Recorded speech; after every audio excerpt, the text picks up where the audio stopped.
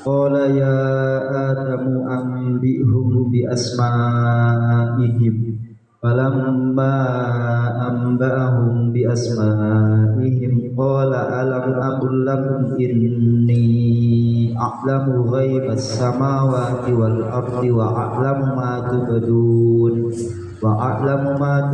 wa ma kuntum taktumun.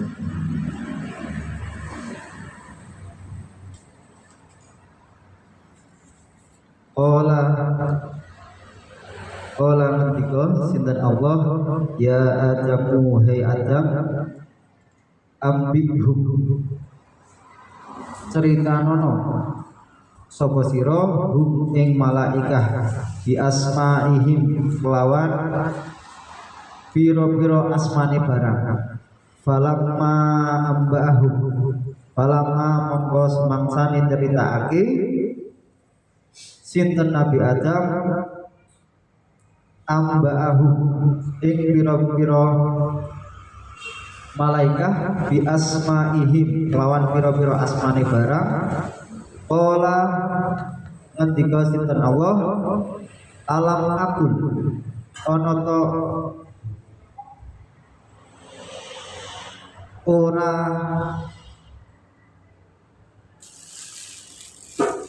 alam aqul lakum inni a'lamu ghaibas samawati wal ardi.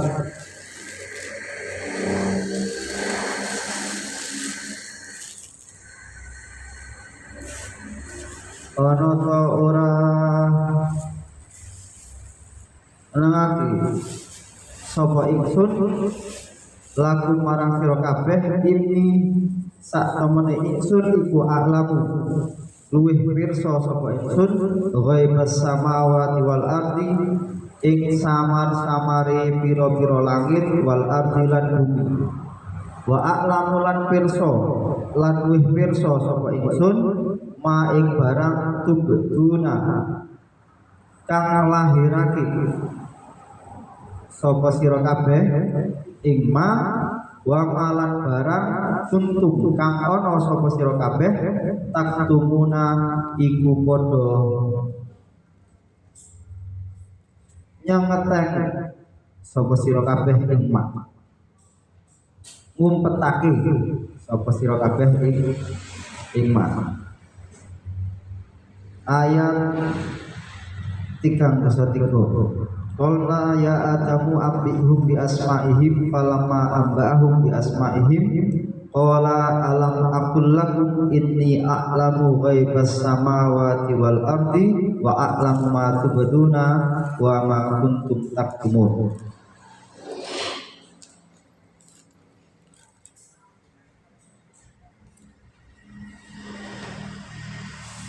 Ayat 3 iki kula flashback ting ayat sadurunge.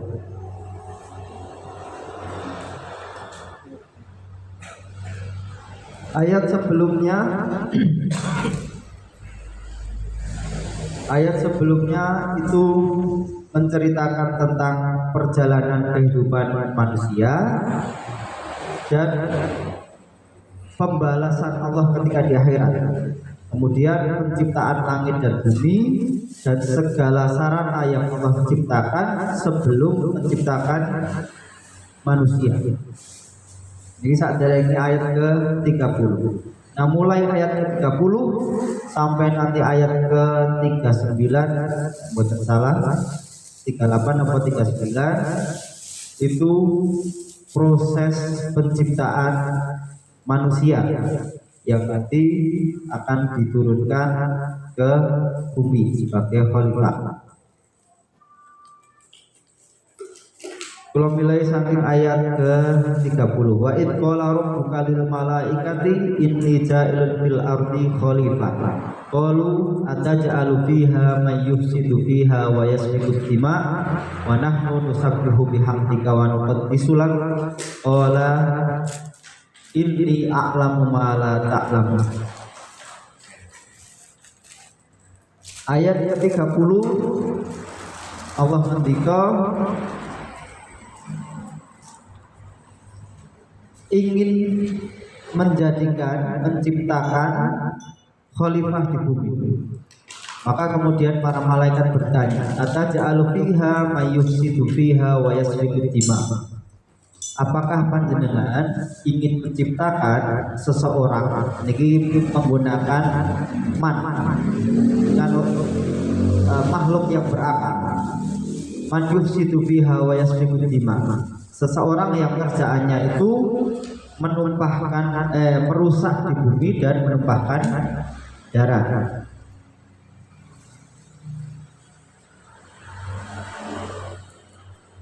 Allah ingin menjadikan seorang khalifah, tapi kemudian para malaikat bertanya, apakah engkau ingin menjadikan seseorang yang kerjaannya merusak dan menumpahkan darah? Nah, di sini ada pertanyaan besar. Mengapa para malaikat bertanya seperti itu? Apakah ada? Karena ini kan khalifah perdana. Tapi kenapa para malaikat bertanya? Seakan-akan pengalaman para malaikat itu melihat seseorang man itu kerjaannya merusak dan menumpahkan darah. Nah, Profesor Qurasyab ketika menafsiri ayat ini boleh jadi ada makhluk yang sebelum prototipe sempurna. Jadi Nabi Adam itu prototipe yang sempurna, yang dibekali akal yang sempurna, badan yang sempurna. Nah, indikasinya merujuk ke manusia purba. Profesor Qurasyab katakan boleh jadi itu manusia purba yang memang kerjaannya merusak dan menumpahkan darah. Ketika ada kan kita terkenal ada Homo sapiens, Homo soloensis dan lain sebagainya. Nah, itu kemudian Allah menjadikan prototipe yang sempurna, dibekali akal dan tubuh yang bagus. Nah, ini kemudian di ayat ke 33. Ayat ke-33 meloncat nggih, karena pembahasan malam ini ayat ke-33. Qala ya Adam, setelah Nabi Adam diciptakan, ruh dimasukkan ke tubuhnya, malaikat tadi bertanya. Nah, untuk membuktikan kemampuan khalifah tadi kepada para malaikat, kemudian Allah berfirman, ya Adam ambihum bi asma'ihi, sampaikan, ceritakan, kabarkan kepada para malaikat itu bi asma'ihim, nama-nama benda. Ketika sudah diciptakan, kemudian Allah memberikan pelajaran berupa nama-nama benda. Nah, Nabi Adam di sini diperintahkan untuk memberitakan. Yang berikir redaksinya menggunakan ambihum, ceritakan, beritakan kepada para malaikat, bukan mengajar. Ajari mereka, bukan mengajar. Kalau pengajaran itu upaya dari pengajar agar supaya materi yang diberikan ke peserta didik, karena ini pengajar dan yang diajar, materinya harus dipahami oleh peserta didik. Kayak mengajarkan otak. Tapi ketika redaksinya ambihu, memberitakan, menceritakan, penyampaiannya tidak perlu berulang. Nek guru niku ngajar mesti kan berulang. Ketika murid tidak paham kan diulangi. Paham atau tidak? Dereng Pak, dereng Bu, saya ulangi. Murid supaya paham materi yang diberikan oleh guru. Tapi ketika redaksinya ambigu, menyampaikan, menceritakan itu tidak perlu pengulangan dan tidak perlu mengerti. Jadi para malaikat tidak perlu mengerti dan tidak perlu pengulangan, karena perintahnya hanya ambihum bi asma'ihi. Diceritakan oleh Nabi Adam nama-nama benda. Nah, malaikat itu kan merupakan makhluk yang suci, yang terbebas dari dosa. Tetapi tidak wajar ketika malaikat itu menjadi khalifah. Kan mau malaikat kan tanglet bertanya kepada Allah, ataja'alu man yufsidu fiha wa yasfiku dima. Kok menciptakan seseorang yang kerjaannya menumpahkan darah dan merusak, sementara kami wa nahnu nusabbihu bihamdika wa nuqaddisu lak. Dan para malaikat itu, kami itu selalu memuji, selalu mensucikan asmamu.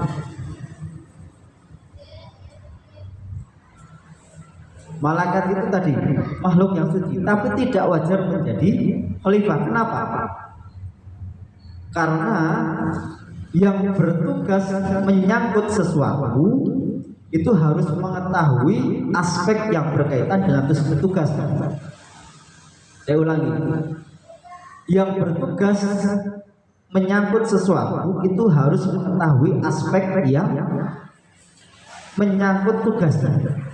Karena khalifah itu nanti diturunkan ke bumi, maka khalifah harus mengetahui apa yang ada di bumi, minimal nama-nama bendanya atau potensi yang dimiliki. Kan berbeda dengan malaikat. Malaikat kan tinggi langit, sementara ini khalifah yang nanti akan diturunkan ke bumi. Maka khalifah itu harus mengetahui apa yang ada di bumi, setidaknya nama-namanya atau potensinya, fungsinya. Nah, dengan kemampuan yang dimiliki oleh Nabi Adam, kemudian ditunjukkan kepada para malaikat, menyebutkan nama-nama benda. Ini menjawab pertanyaan dari malaikat wau, ataja'alu fiha man yufsidu fiha wa yasfiku dima. Napa panjenengan ingin menciptakan seseorang yang merusak dan menumpahkan darah? Ternyata dijawab oleh Nabi Adam dengan kemampuannya bisa menyebutkan nama-nama benda. Maka wajar kalau Allah menciptakan makhluk yang nantinya menjadi khalifah di bumi. Oh, ternyata ini berbeda. Malaikat kemudian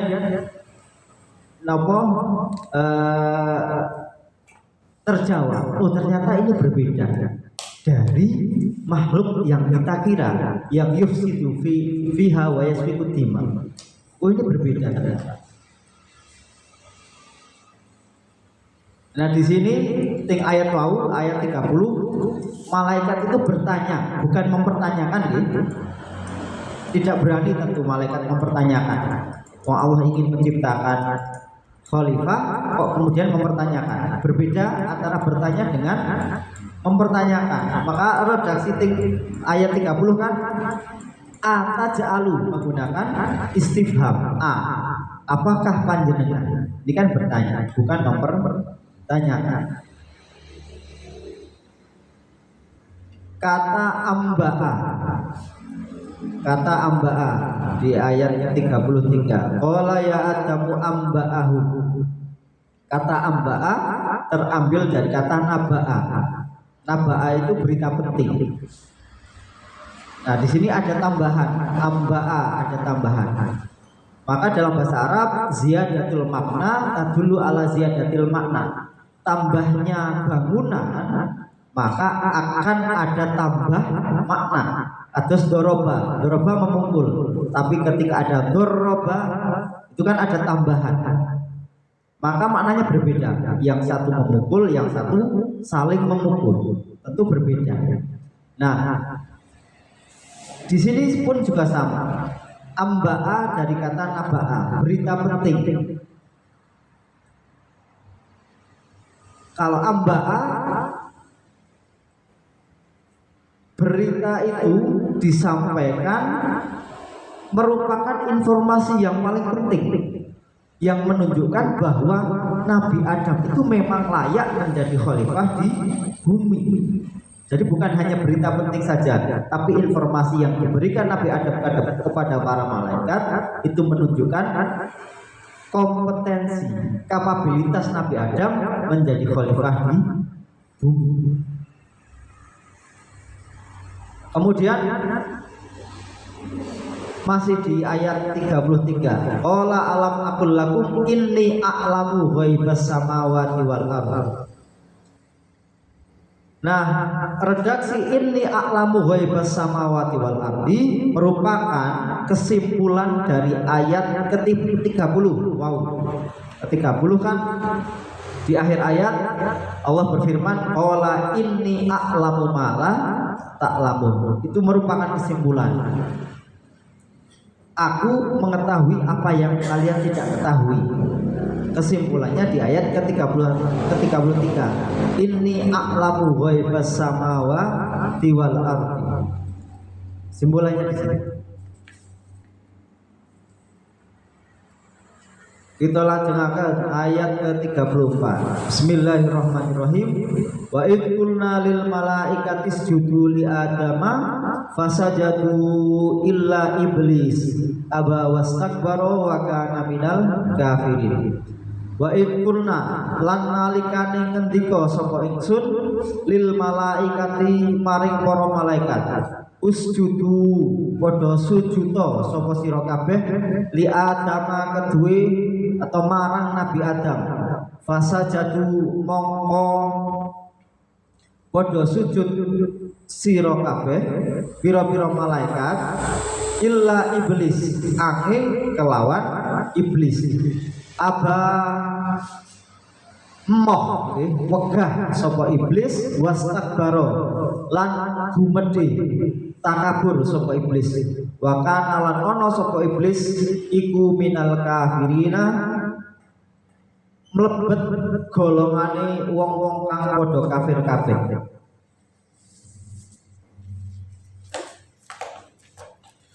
Wa id qulna lil malaikati ayat ke-34.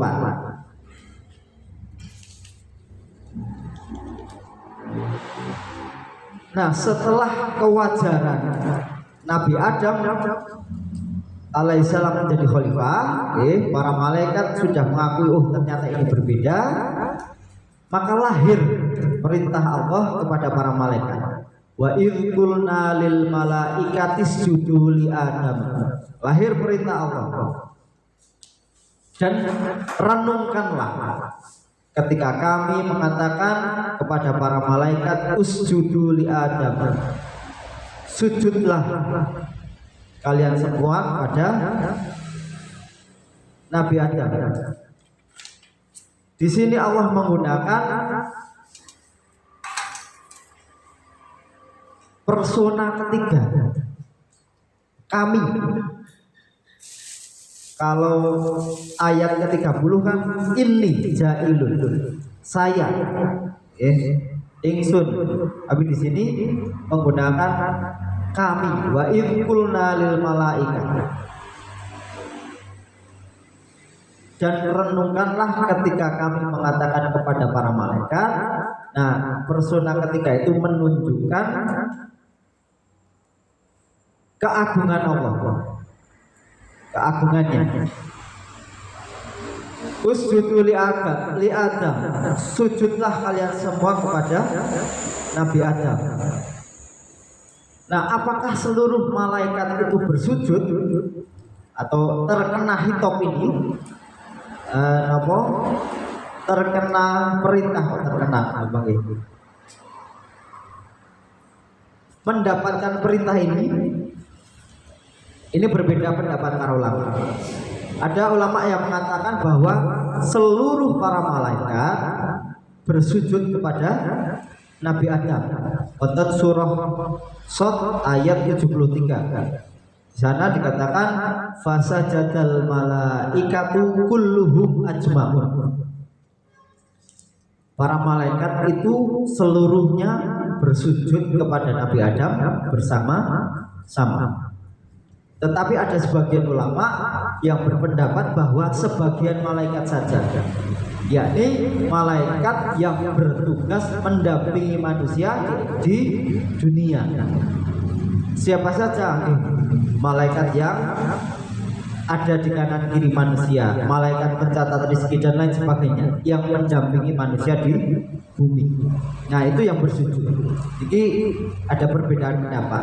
Satu ulama mengatakan seluruhnya, sebagaimana di Al-Quran surah As-Sadd tadi, fasajadal malaikatu kulluhum ajmaun. Ada sebagian ulama yang mengatakan hanya malaikat yang mendampingi manusia di bumi. Nah, mengingat perintah Allah tadi, usjudu li Adam, perintah Allah Subhanahu wa taala yang Maha mengetahui, Maha bijaksana, tanpa menunda dan berpikir, para malaikat langsung bersujud kepada Nabi Adam sebagai tanda penghormatan. Karena ini perintah Allah, para malaikat taat dan patuh tanpa berpikir dan tanpa menunda. Illa iblis, karena iblis memasukkan dirinya masuk ke dalam kelompok malaikat, maka secara otomatis dia juga terkena hitop. Dia juga mendapatkan perintah itu, perintah untuk bersujud. Tetapi ia enggan, ia menolak untuk bersujud kepada Nabi Adam. Nah, keengganannya, penolakannya bukan berarti ia tidak mau bersujud selain Allah. Tidak berarti wah saya tidak mau syirik, bukan. Tapi karena kesombongannya, merasa dirinya lebih tinggi dari Nabi Adam. Kemudian timbul pertanyaan, apakah iblis itu dari jenis malaikat? Kan dikatakan fasajadu illa iblis. Iblis karena tercakup atau memasukkan dirinya ke dalam golongan malaikat, maka dia kena hitop. Nah, apakah iblis itu masuk golongan atau masuk dari jenis malaikat? Dari sini Al-Quran tegas mengatakan bahwa iblis bukan golongan dari malaikat. Iblis adalah dari jenis jin. Pada surah Al-Kahfi ayat 50. Wa idh qulna lil malaikati isjudu li adama fasajadu illa iblis kana minal jinni fa fasaqa an amri rabbih. Kana minal jinni, dia termasuk dari golongan jin, bukan dari malaikat. Ini derek surah Al-Kahfi ayat 50. Nah, memang konon makhluk yang bernama iblis itu dulu bernama Azazil, pemimpin para malaikat. Dia patuh dan tunduk kepada Allah. Karena keengganannya untuk bersujud kepada Nabi Adam, maka Allah murka. Nah, kita bahas lebih detail. Apakah iblis nanti termasuk golongan jin atau golongan malaikat? Di sana redaksi Al-Qur'annya adalah illa iblisa aba. Ada kalimat istitsna, ada istitsna illa. Kalimat illa iblisa aba. Kata illa dalam kaidah bahasa Arab itu dapat merupakan istisna muttasil. Istisna mutasil itu sesuatu yang dikecualikan, itu bagian dari kelompok tersebut. Jadi misalkan seluruh mahasiswa hadir kecuali Ahmad. Nah, sesuatu yang dikecualikan adalah Ahmad, tapi Ahmad bagian dari golongan mahasiswa. Nah, itu istisna muttasil. Sesuatu yang dikecualikan, tapi yang dikecualikan itu bagian dari kelompok itu. Itu istisna muttasil. Tapi ada istisna munqati. Sesuatu yang dikecualikan itu bukan bagian dari kelompok itu.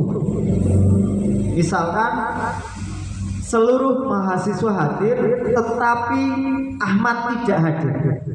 Nah, Ahmad di sini bisa diartikan seorang dosen bernama Ahmad karena dia bukan bagian dari mahasiswa, atau Ahmad memang bukan mahasiswa sini. Yang penting Ahmad bukan bagian dari mahasiswa atau kelompok mahasiswa itu. Ini ada dua, ada istisna muttasil, ada istisna munqati. Kalau diterjemahkan ke dalam bahasa Indonesia pun juga berbeda. Kalau istisna muttasil diartikannya kecuali. Monggo dilihat nanti di terjemahan seperti apa. Fasajadu li adama usjudu li adama fasajadu illa iblis. Allah memerintahkan sujudlah kepada Nabi Adam, maka sujudlah semuanya kecuali iblis. Di mana kalau kecuali iblis adalah bagian dari malaikat. Tapi ketika diterjemahkan semuanya bersujud, tetapi iblis enggan dan tidak mau. Di mana iblis bukan dari malaikat. Nah, kalau Profesor Quraisy Shihab lebih memilih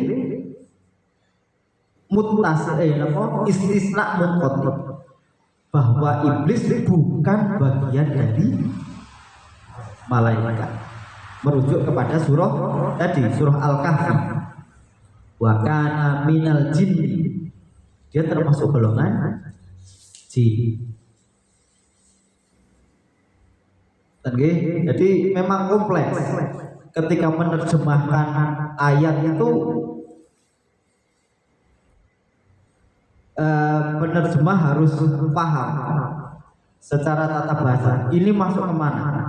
Nek yang percaya bahwa jin bagian dari malaikat ya monggo, maka dimaknai kecuali. Tapi yang tidak menggunakan tetapi.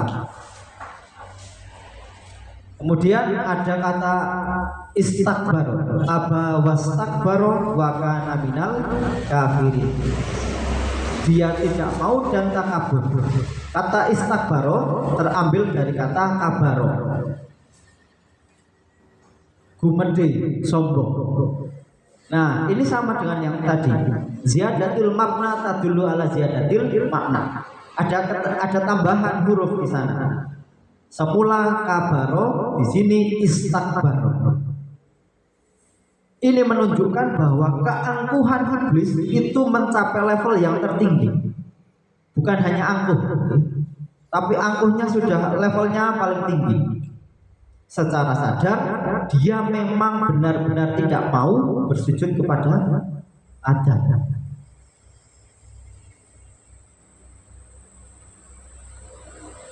Wa kana minal kafirin.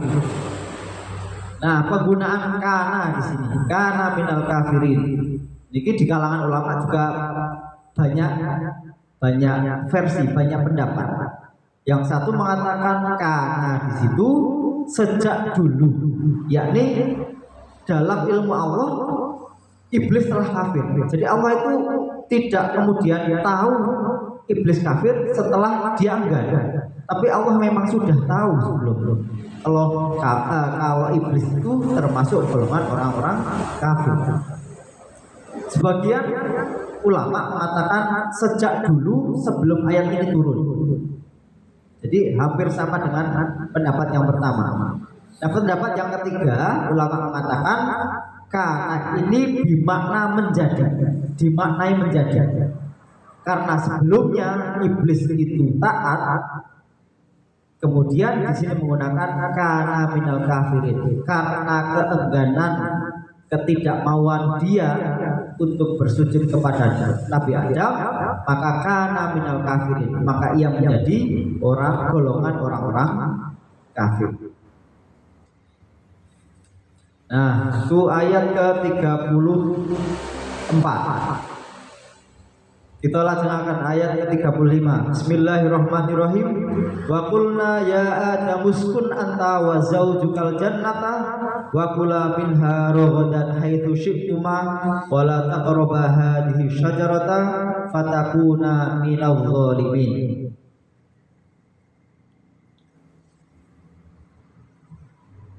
Wa qulna lan dawuh sapa ingsun ya Adamu he Nabi Adam uskun manggono sapa sira anta ya sira wa zaujuka lan bojo ira al jannata ing swarga wa kula lan mangano sapa sira loro minha saking jannah rogodan kelawan jembar haitsu syi'tuma ing dalem endi-endi gon syi'tuma kang karep sapa sira loro wala taqraba lan ojo parang-parang sapa sira loro hadhihi syajarata ing ikilah wit fatakuna bayane marek fatakuna mongko dadi sapa sira loro minadzalimina iku golongane wong-wong kang padha dosa kabeh. Ayat ke-35 niki isyarah tentang kewajaran seorang ilmuwan dan keluarganya mendapatkan fasilitas. Kan wajar nih, karena Nabi Adam dibekali ilmu bisa menyebutkan apa niku wau nama-nama benda, Allah memberikan fasilitas.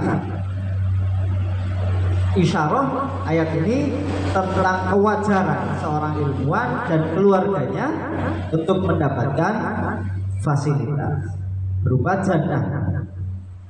Nah, ayat ini berhubungan dengan ayat 30 sampai 34. Sing wau kula bacakan nggih saking penciptaan Nabi Adam ngantos terakhir ayat ke-34. Ini rangkaian 5 ayat sebelumnya itu seakan-akan menguraikan, bukan seakan-akan, memang menguraikan episode kisah Nabi Adam dari mulai rencana penciptaan kemudian dibekali ilmu. Nah, ayat ini ayat ke-35 sampai selanjutnya ayat sampai ke-38 sampai 39 itu merupakan episode dari kisah Nabi Adam yang lain. Jadi rangkaian perintah merenungkan dimulai dari kata id. Kan ayat 3 wau wa id qala rabbuka lil malaika. Lajeng ayat ke-34 wa id qulna lil malaika. Itu kan perintah merenungkan. Nah, di ayat ke-35 ini perintah merenungkan kembali. Wa qulna ya Adam uskun anta wa zaujukal jannah wa kula minha ragadan haitsu syi'tuma wa la taqrabu hadhihi syajarah fatakuna minadh dhalimin.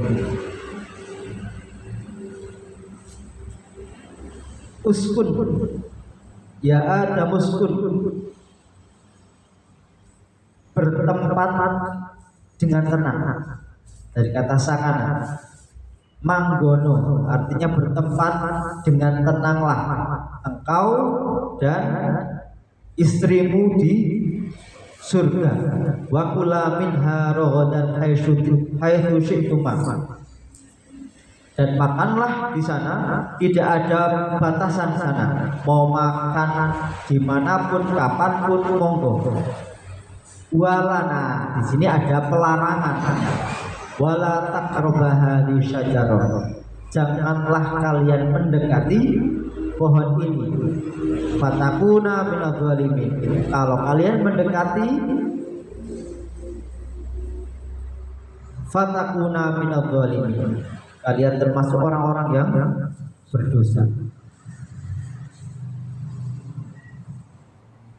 Semula sudah disampaikan, mau makan apapun, dimanapun, kapanpun monggo. Tapi ada larangan ternyata di sana. Allah melarang mendekati.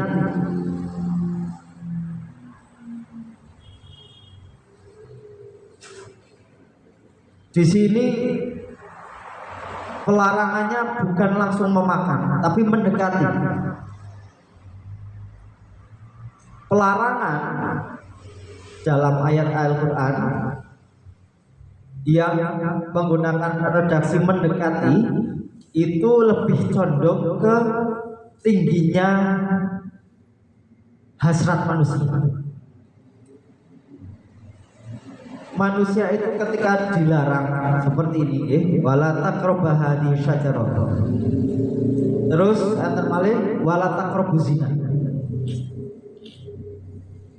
Kecondongan manusia, hasrat manusia itu kan pertama mendekati, kedua memahami, baru kemudian yang ketiga merasakan sesuatu. Maka pelarangannya itu dari awal, bukan hanya memakan, tapi mendekati saja sudah pelarangan karena tingginya hasrat manusia.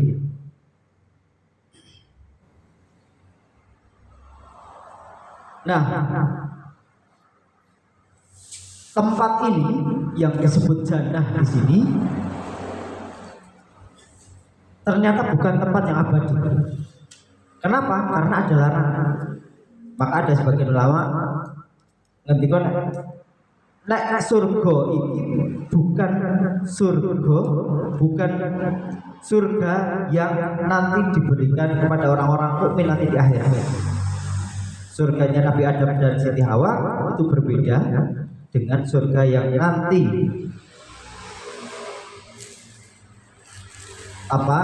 timbalan yang didapati oleh orang-orang mukmin. Karena ada larangan. Kalau surga yang kelak didapati itu sudah tidak ada larangan. Jadi ini bukan tempat yang abadi karena ada larangan. Nah, pohon apakah yang dilarang dan buah apa yang dilarang untuk dicicipi, ini tidak dijelaskan secara rinci di Al-Quran dan Sunnah. Bahkan tidak perlu dikemukakan. Kalau ada yang bertanya, ini pohon apa? Wit apa? Ada yang mengatakan pohon ini, pohon itu, pohon kulti. Itu tidak perlu dikemukakan. Malah yang terpenting adalah akibat dari pelanggaran perintah Allah itu yang perlu kita paham. Jadi tidak penting pohon apa, buah apa. Yang terpenting yang kita pahami adalah akibat dari pelanggaran yang dilakukan Nabi Adam dan istrinya atas perintah Allah. Bismillahirrahmanirrahim. Fa azallahuma syaitanu anha fa akhrajahuma mimma kana fihi wa qulna bitu ba'dukum li ba'din aduwwun wa lakum fil ardi mustaqarrun wa mata'un ila hin.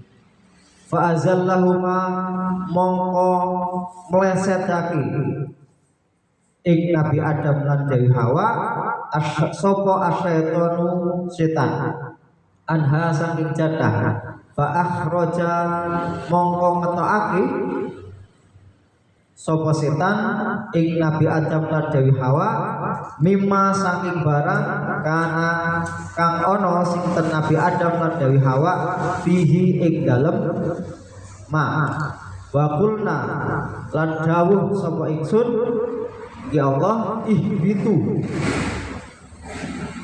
Padono sapa sira kabeh ba'dhum utawi sebagian sira kabeh liba'din marang sebagian kang liya aduwun iku dadi satru, dadi musuh.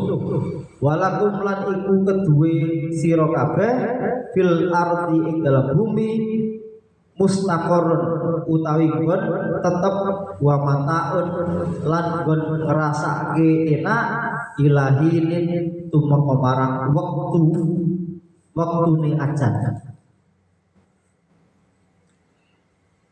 Ternyata Nabi Adam dan istrinya Siti Hawa tergoda oleh rayuan setan. Maka dalam kurun waktu yang sebentar, terus Nabi Adam dan Siti Hawa itu tidak lama di surga. Dalam kurun waktu yang sebentar, mereka kemudian diturunkan ke bumi. Nabi Adam dan Siti Hawa dikeluarkan dari keadaan yang semula. Yang berikir dari sini fa'akhrajahuma yang maka mengeluarkan itu setan mimma kana fi dari tempat yang semula. Tempat yang semula maksudnya bagaimana? Tempat yang semula Nabi Adam dan Siti Hawa adalah kedudukan dan kenikmatan yang tinggi derajatnya di sisi Allah. Ketika mereka tergoda maka turun kedudukannya, levelnya sudah turun. Yang semula kenikmatan dan kedudukannya tinggi di sisi Allah, karena tergoda oleh iblis maka turun kedudukannya.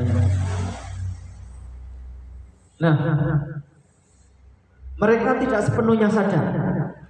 Ini terutama Nabi Adam tidak sepenuhnya sadar. Dalam ayat lain dinyatakan bahwa Nabi Adam itu lupa. Wonten Quran surah Toha ayat 115 dikatakan A'udzubillahi minasyaitonir rajim wa laqad ahidna ila Adam min qabl fanasiya wa lam najid lahu azman. Kami telah memberikan peringatan kepada Nabi Adam dulu. Fanasiya, beliau lupa terhadap peringatan itu. Walam najid lahu azman. Kami tidak mendapati bahwa beliau itu kuat dalam melanggar larangan. Jadi tidak sepenuhnya sadar Nabi Adam. Maka di sini dosanya berbeda antara Nabi Adam dan Siti Hawa dengan iblis. Dosanya berbeda.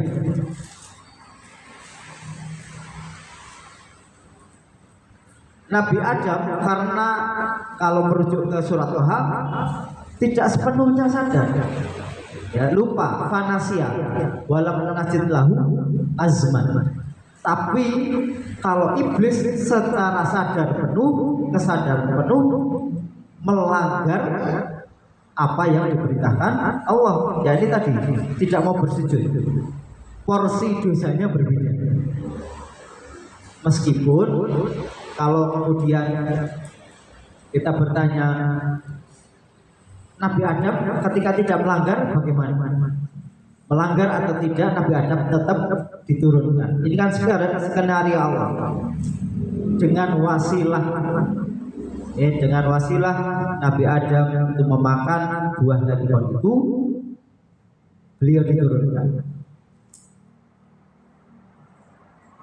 Walakum fil ardi mustaqarrun wa mataun ilahin.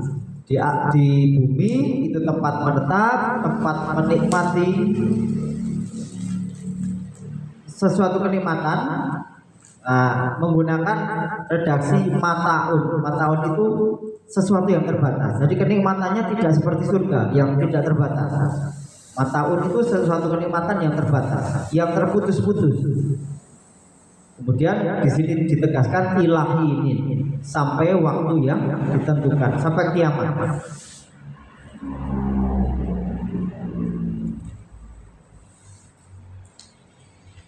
Bismillahirrahmanirrahim. Fatalaqa Adamu min rabbih kalimatin fataba alaihi innahu huwat tawwabur rahim. Fatalaqo mongko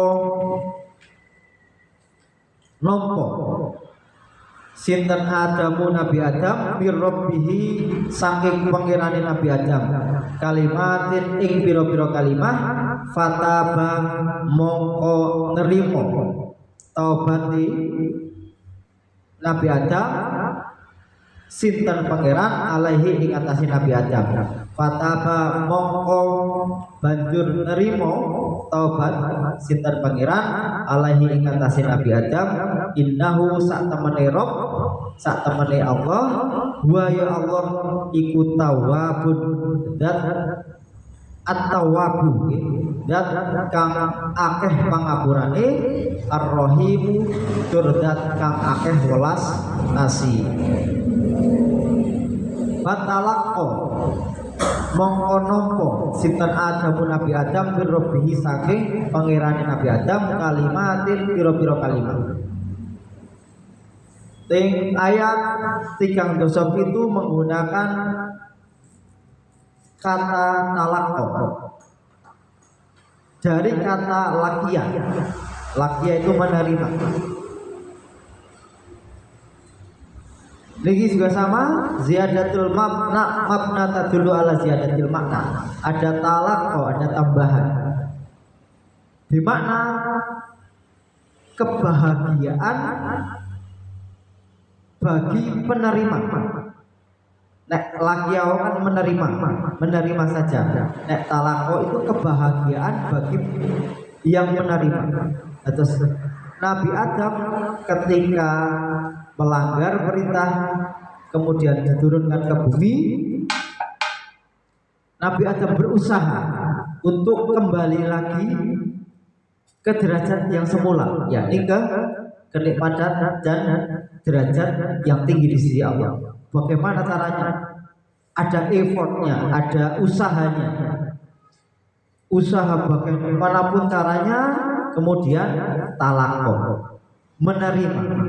Jadi ada rasa bahagia yang lebih yang diterima oleh Nabi Adam.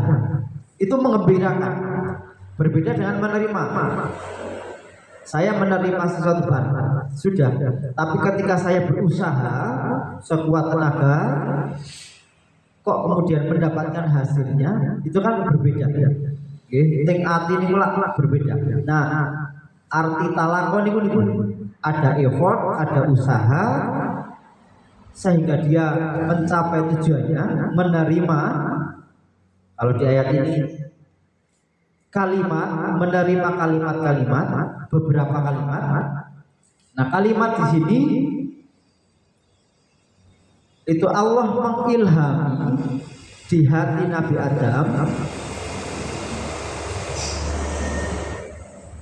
Kemudian Allah mengilhami doa-doa yang diucapkan oleh Nabi Adam. Wonten doa Quran surah Al-A'raf ayat 23.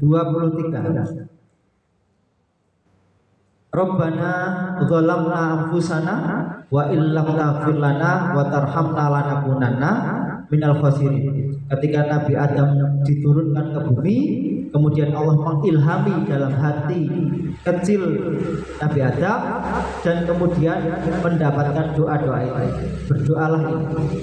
Maka Nabi Adam dan Siti Hawa berdoa, Rabbana dzalamna anfusana wa in lam taghfir lana lanakunanna minal khasirin. Ya Allah, Rabbana dzalamna anfusana. Kami mendolimi diri kami sendiri.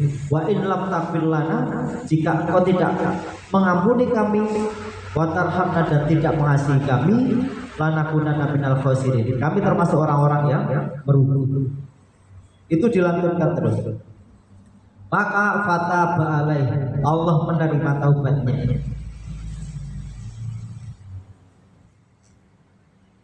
Doa itu diucapkan, kemudian fataba alaih, Allah menerima taubat Nabi Adam dan Siti Hawa. Ini kembali lagi derajatnya, kembali lagi tinggi di sisi Allah. Innahu huwat tawwabur rahim. Sesungguhnya Allah itu zat yang memberi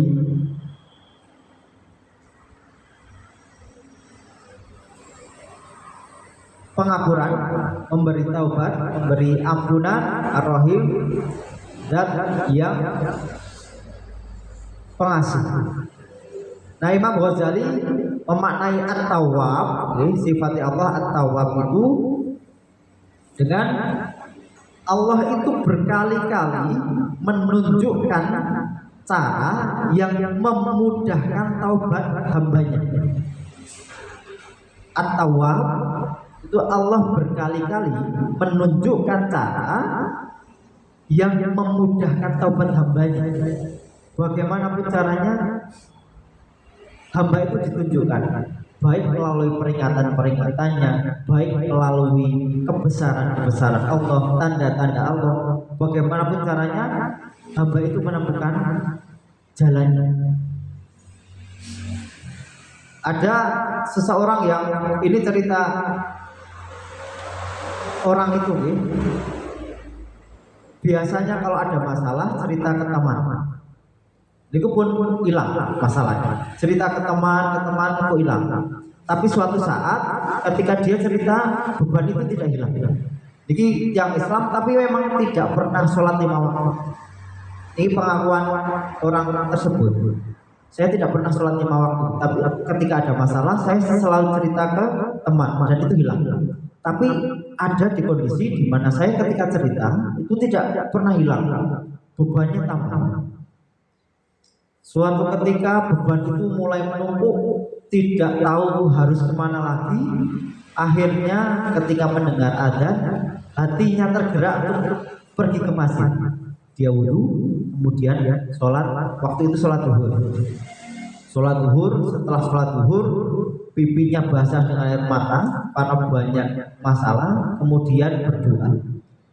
Waktu itu beban, dia merasakan ada sedikit keringanan. Di jalan terus, sholat asar, maghrib, isya, subuh, semua dilakukan.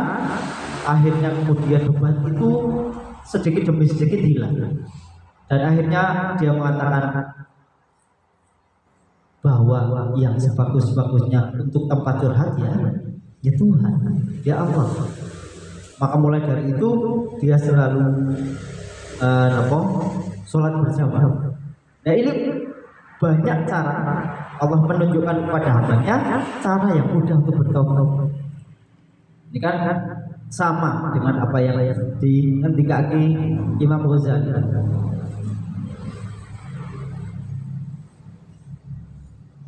Lajeng ayat terakhir, Bismillahirrahmanirrahim. Qul nahbitu minha jami'an fa imma ya'tiyanakum minni hudan faman tabi'a hudaya fala khaufun 'alaihim wala hum yahzanun. Kulna dawuh sapa ingsun ihbitu muduna sapa sira kabeh minha saking swarga jami'an halis kabehane. Fa imma ya'tiyanakum mongko lamun tumeka sapa sira kabeh minni saking ingsun apa hudan pituduh faman tabi'a mongko sapane wong tabi'a kang derek sapa man budaya ing pituduhe ingsun fala khaufun mongko ora kena wedi ora usah kuwatir iku maujud alaihim ing atase man walahum lan ora ana utawi man iku yahzanuna padha susah kabeh. Ayat ke-38 iki nggih ada redaksi ihbitu minha jami'an. Sami kalian ayat 36 wa qul nahbitu ba'dukum li ba'din aduun. Ayat ke-38 ini mengulangi perintah untuk turun. Ayat ke-36 Allah juga menggunakan redaksi ihbitu ba'dukum li ba'din. Ayat ke-38 kembali Allah mengulangi perintah ihbitu minha jami'an. Ini menunjukkan benar-benar turun dari surga, bukan turun level, tapi mereka tetap di surga, tapi memang keduanya, dari manusia dan jin, keduanya benar-benar turun dari surga. Pengulangan dimaksudkan untuk menjelaskan dua hal yang berbeda. Ayat yang sebelumnya mengisyarah, memberikan isyarah turun ke bumi sebagai tempat makan, minum dan bermusuhan. Jadi redaksi Allah di sini jelas bahwa ihbitu ba'dakum li ba'din adu. Kamu sama iblis sama setan di bumi itu bermusuhan. Jadi jangan sekali-kali manusia itu kemudian memberikan maaf, memberikan kesempatan kepada iblis, atau menyangka bahwa iblis itu di suatu keadaan netral. Jangan sekali-kali seperti itu, bahwa di Al-Quran sudah dinas keduanya memang bermusuhan. Itu isyarat yang pertama, ayat ke-36. Ayat ke-38 isyarat turunnya derajat keagamaan mereka. Nabi Adam turun karena melanggar perintah jangan mendekati pohon. Iblis turun karena tidak mau bersujud pada Nabi Adam. Tapi kembali, dosanya berbeda. Kemudian akhir ayat temriku faman tabi'a hudaya fala khaufun alaihim walahum yahzanun. Ikuti jika ada petunjuk dariku, baik melalui para nabi, baik melalui wahyu, baik melalui ayat-ayat, melalui kitab suci atau ilham yang lurus, maka ikuti petunjuk. Jangan ikuti sesuatu yang melenceng. Akhir ayat menekankan agar nanti apabila datang kepada petunjuk yang bersumber dariku, fala khaufun alaihim walahum yahzanun. Jangan khawatir dan jangan bersedih. Nah, ini rangkaian kisah episode dari Nabi Adam, mulai dari rencana penciptaan, kemudian diciptakan sebuah prototipe yang sempurna, ini Nabi Adam, dibekali akal yang paripurna, kemudian dibekali ilmu, ditunjukkan kepada para malaikat yang semula bertanya man yufsidu fiha wa yasriqu dimak, ternyata berbeda. Nabi Adam kompeten menjadi khalifah di bumi dan mendapatkan fasilitas, tapi kemudian melanggar, dan sampai akhirnya nanti di ayat ke-38. Wallahu a'lam bishawab. Al-Fatihah. A'udzubillahi minasyaitonir rajim. Bismillahirrahmanirrahim. Alhamdulillahirabbil alamin arrahmanir rahim maliki yaumiddin. Iyyaka na'budu wa iyyaka nasta'in ihdinas siratal mustaqim siratal ladzina an'amta 'alaihim ghairil maghdubi 'alaihim waladdallin. Akhir kawula cekap yang mendengar kata akhir kawula matur kawula nyuwun ningsih samudra bang sami. Monggo kita tutup majelis kanthi wawasan kafaratul majlis. Bismillahirrahmanirrahim. Subhanakallahumma wa bihamdika asyhadu an la ilaha illa anta astaghfiruka wa atubu ilaik. Wallahu a'lam bishawab. Wassalamualaikum warahmatullahi wabarakatuh. Waalaikumsalam.